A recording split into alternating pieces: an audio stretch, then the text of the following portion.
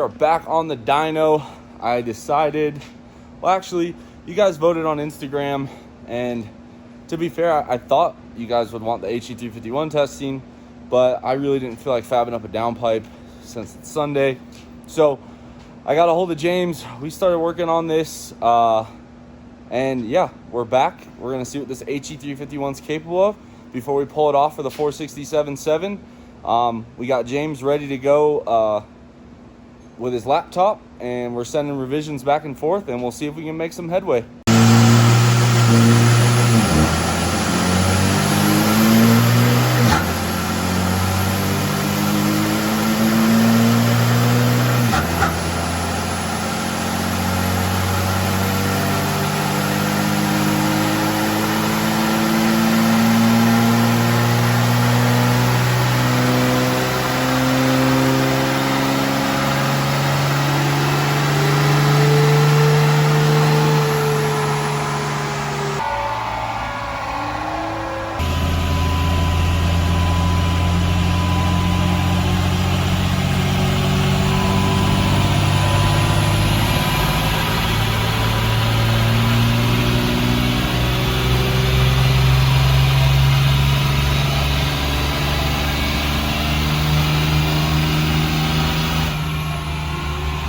You saw a couple dyno pulls. The horsepower is not really there, but what you guys aren't able to see and we're able to see is the truck's actually wanting to make power now. So James went ahead, added a little father timing, little father duration, and we're gonna go ahead and get this thing set up. I think it did like 490, 480 horsepower, and he just turned it up and got us a 5-position switch tune-up. So we're gonna go ahead, get it loaded up. Right now we are flashing the tunes, and for those of you guys that don't know, we are using the AutoCal V3, which when they first came out was a little problematic, but now that we got it kind of narrowed down, we're getting there. Just getting it loaded.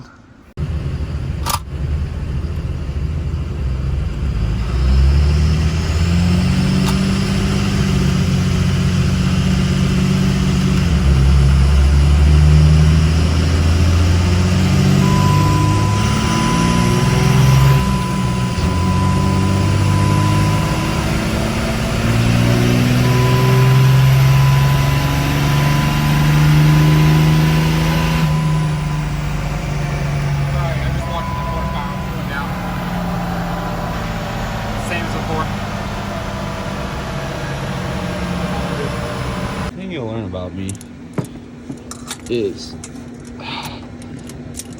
don't underestimate me, because this wastegate is now shut.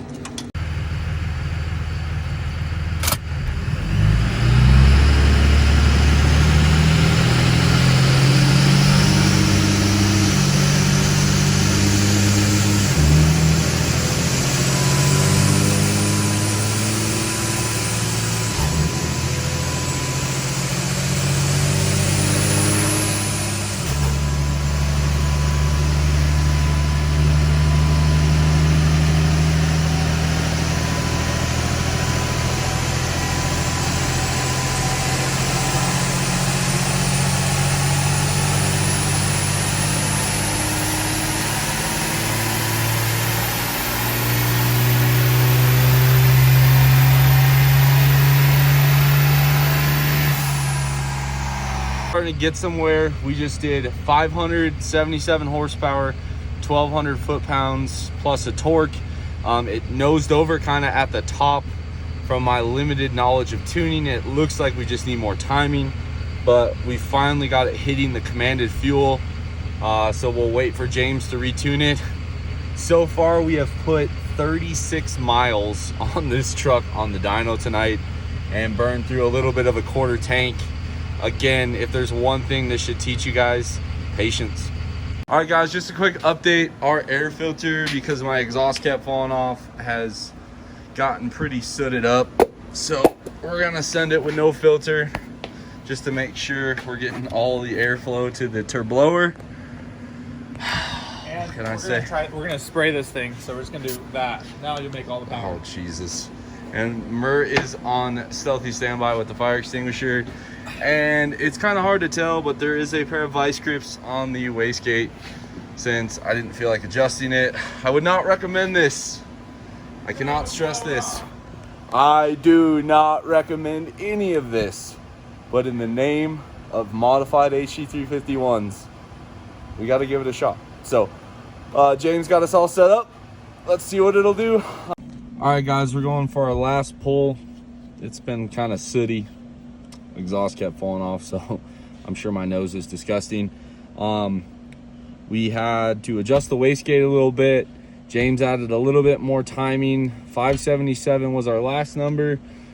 Anything over 600 in this case to me is considered a win. Fleece only rates this turbo to 650, so if we get more than that, awesome. If we get over 600, I'm going to consider this a solid run and a great battle of the tuning.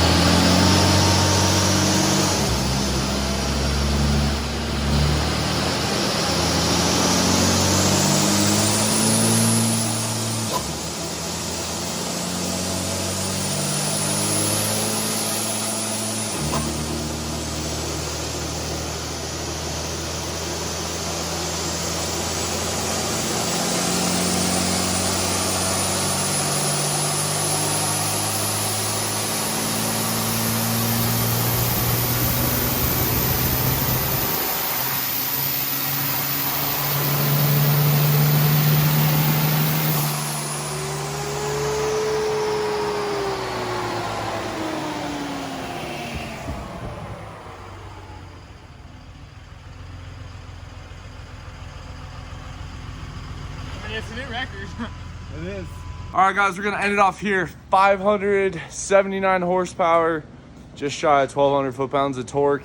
We did find a boost leak. Might be hard to show you guys, but basically on the inner part of the intercooler, leaking a little bit. I think that's where some horsepower may be at. I don't have one to replace it right now.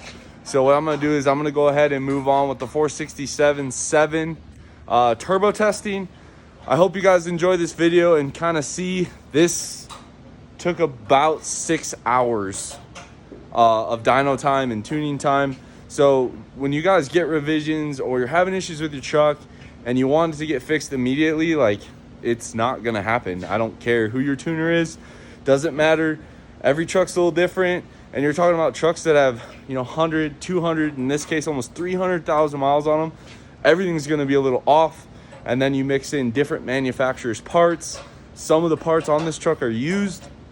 It's always gonna be a recipe for a little uphill battle.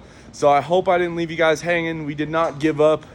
Almost got to 600 horsepower, which at high elevation is a pretty decent number. I do think that boost leak held us back, and I might circle back around at some point and get back on this, but I'm gonna go ahead and get an intercooler ordered, and we're gonna start with the 467.7 turbo swap. As always, guys, I appreciate you. Like, subscribe, comment. I'll catch you on the next one.